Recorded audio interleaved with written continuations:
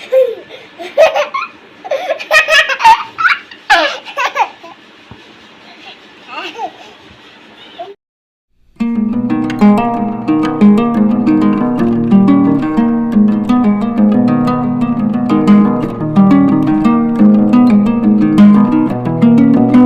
अस्सलाम वालेकुम my friends and family, कैसे हैं आप लोग। Welcome back to my channel.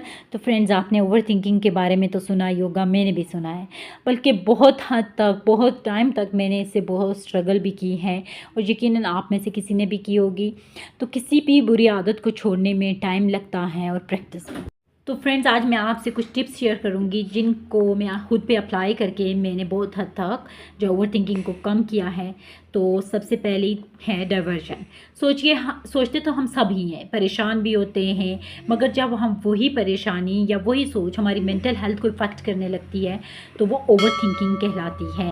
जब आपको ये लगे कि आप ओवर थिंकिंग की तरफ जा रहे हैं तो आप अपने ध्यान को इधर उधर लगा दें। आप उन सोचों से बाहर निकलने की कोशिश करें। निकलना मुश्किल होता है, बट आप अपने ध्यान को इधर उधर करें, अपने दिमाग को इधर उधर लगा दें। फॉर एग्जांपल, आप कुकिंग करना शुरू कर दें, सफाई में लग जाएं या बच्चों के साथ लग जाएं, या आप कुछ पढ़ना चाहते हैं या अपनी कोई फेवरेट चीज़ देखना शुरू हो जाएं। तो इससे आपको जो है ना, काफ़ी हद तक आप ओवर थिंकिंग से बाहर आ सकते हैं। इन टिप जो मैं आपसे शेयर करूंगी वो ये है कि स्टे बिज़ी। आपने सुना तो होगा कि खाली दिमाग शैतान का घर होता है। तो अपने आप को जितना हो सके बिज़ी रखें अपने कामों में, या आपके पास अगर टाइम होता है तो उसमें आप कुछ अच्छा पढ़ लिया करें, कुरान पाक पढ़ लिया करें, या इसके अलावा कुछ आपको पसंद है तो आप वो कर लिया करें, ताकि आपका दिमाग ओवर थिंकिंग या नेगेटिव थिंकिंग की तरफ ना जाए। और थर्ड में आपसे जो शेयर करूँगी वो ये है एक्सेप्टेंस। बहुत सी चीज़ों को, बहुत सी रियलिटीज़ को हम एक्सेप्ट नहीं कर रहे होते।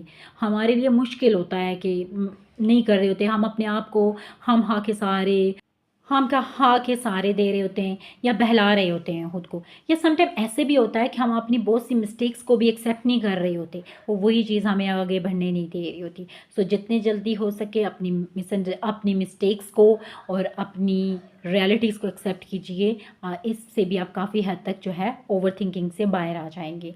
और फोर्थ मेरी टिप ये होगी कि स्टार्ट राइटिंग। अब आप ये सोच रहे होंगे कि हम क्या लिखें भाई। मैंने भी यही सोचा था जब मेरे साइकेट्रिस्ट ने मुझे बताया था कि आप लिखना शुरू करें। तो हर बार हमें लोग नहीं मिलते, हर बार हर किसी को हम अपनी दिमाग की बताना भी नहीं चाहते होते, और बताना अच्छी बात भी नहीं होती।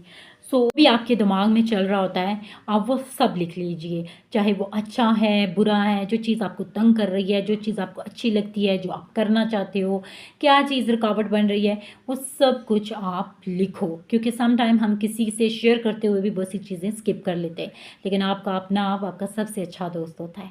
तो आप अपने आप को लिख के बताओ कि मुझे ये प्रॉब्लम्स हैं, ये मसले हैं, और मुझे इस वजह से ये प्रॉब्लम्स हैं। तो सीरियसली आप बहुत हद तक अपने इमोशंस को भी कंट्रोल कर सकोगे, बहुत हद तक आप रिलैक्स भी रहोगे, क्योंकि आपके अपने आप से आपका अच्छा दोस्त कोई भी नहीं है। सो लिखिए अपने हर चीज़ को। सो आई होप सो आपको मेरी टिप्स पसंद आएंगी। So kindly subscribe my channel.